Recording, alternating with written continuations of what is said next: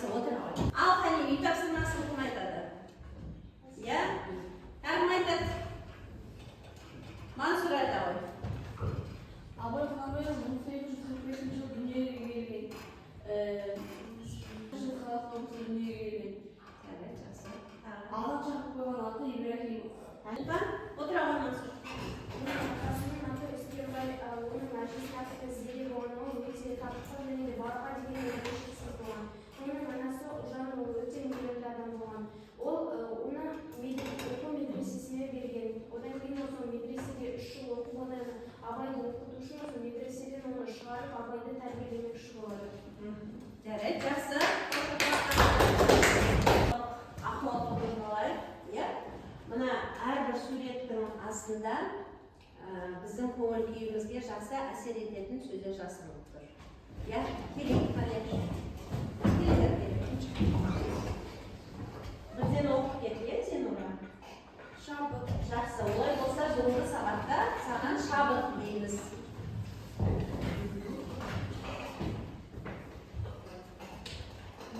Бақыт тілейміз, бүгінгі сабақта жақсы бағалып бақытты бол. Шаттық тілейміз. Ал енді балалар қазір шағын топтарға бөлініп алар, бұл ою әдісі деп аталады, ою әдісі арқылы. Қане келеміз ортаға. Бірде басу керек на оюдың үстін.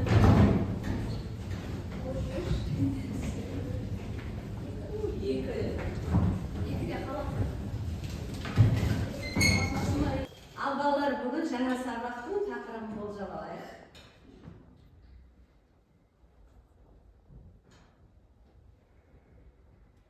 Иә? Мен жазбаймын өлеңді ермек үшін. Мен жазбаймын өлеңді ермек үшін. Кімнің өлеңі? Абай Құнанбаевтың. Өте жақсы.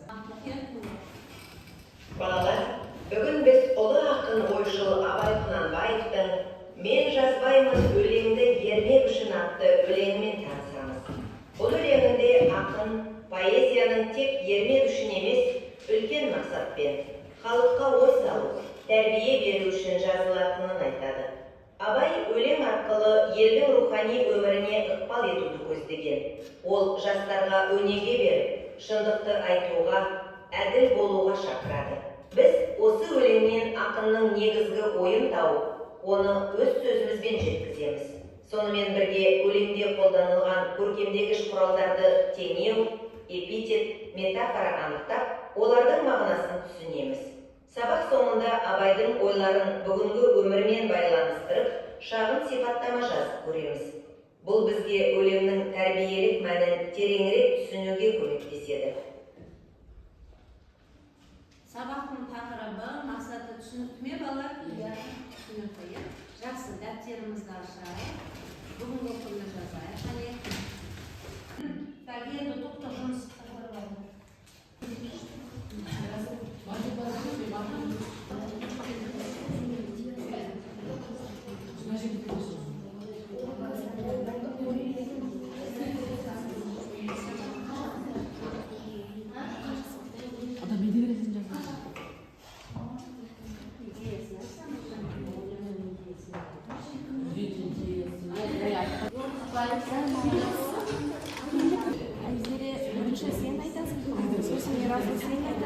Ал қорытынды болсын мен айтамын. бәріміз дайын екенбіз, мына толық па? Сізге берілген тапсырма әр оқушы Абай өлеңінен түйген ойды өмірмен байланыстырып, бір-екі сөйлеммен микрофон арқылы айтады. Және соңында топ қорытындысын айтады. Жақсы, басқа ойындар? Және Абайдың «Мен жазбаймын өлеңді ермек үшін» өлеңі бос сөздерге, бос сәнге емес, еңбек пен өнерге ұмтылуға шақырады.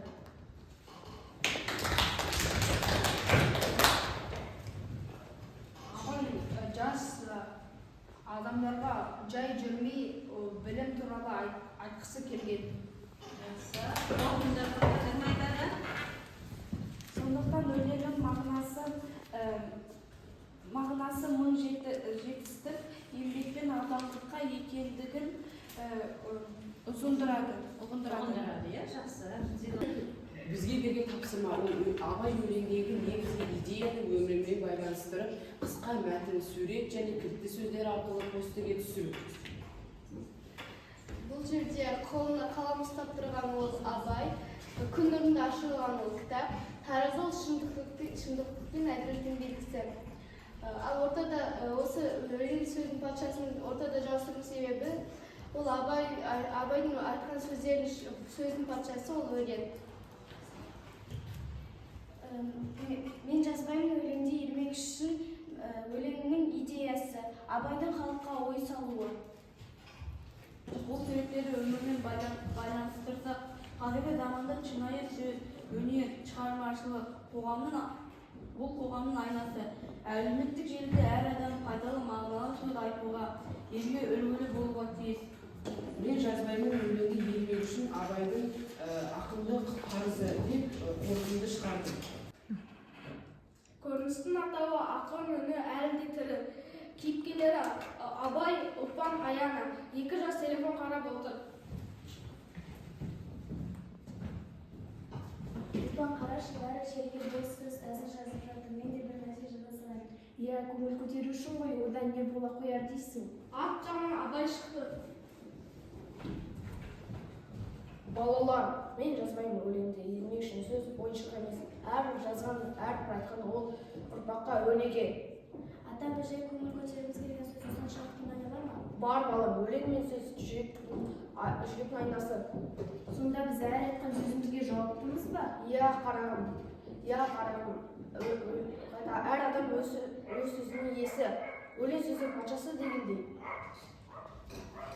Рахмет ата, енді жерге бос сөз жазбайтын боламыз, және пайдалы сөз жазатын боламыз. Тақтаға назар аударайық. Жеке жұмыс. Өлеңне бір теңеу тауып дәптерге жаз. Өлеңнен 2 эпитетті тауып белгіле. Өлеңне бір метафораны тауып, оның мағынасын қысқаша түсіндір дейді.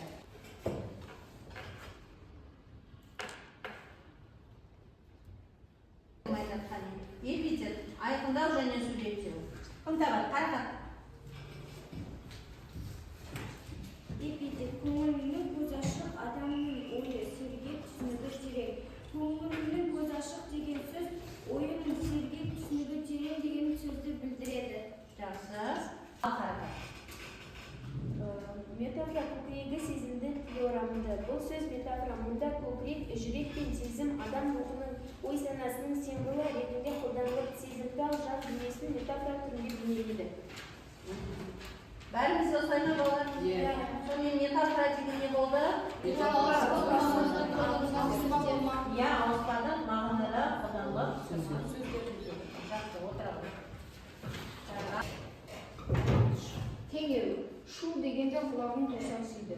Мұнда адамның алғаш естігенде әсері есту мүшесінің тосансуына теңеліп тыңдаушының түсінбеуін суреттейді. Балалар сабақта кішкене шаршаған сияқтымыз, бой жазбалап, сендікті сәтін жасап. Қане, бағымыз орнымыздан тұрайық.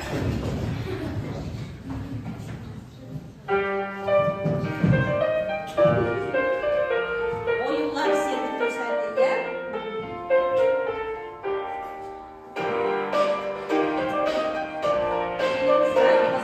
Бүгін жұптық тапсырма комикс әдісі деп аталады.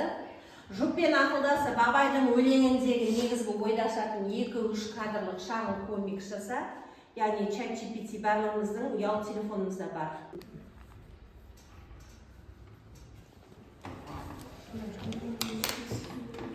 Келмей өзім ғана айтып болды соны түсіреді. Біз Карина екеуміз осындай комикс жасадық. Бұл комикс Айдана мен Ернар телефон ұстап, желіде бос сөздер жазып жүргенін айтады. Қазіргі жастар сөздің салмағын ойламай, желіде кез келген нәрсе жаза береді. Екеуміз осындай комикс жасадық. Аға, өмірде қалай адам болуға болады? Адам болам десең 5 нәрсеге асық бол, талап, еңбек, терең ой, қанағат, рақым. Ал жаман әдеттер ше, еңбек пен ақыл адамды биікке жетелейді. Алар енді тақтаға назар аударайық, мынау сөйлеу картасы деп аталады. өлеңнің бастапқы сөздері айтылады, ал біз қайтеміз? Толықтырамыз. Ашылып алсын.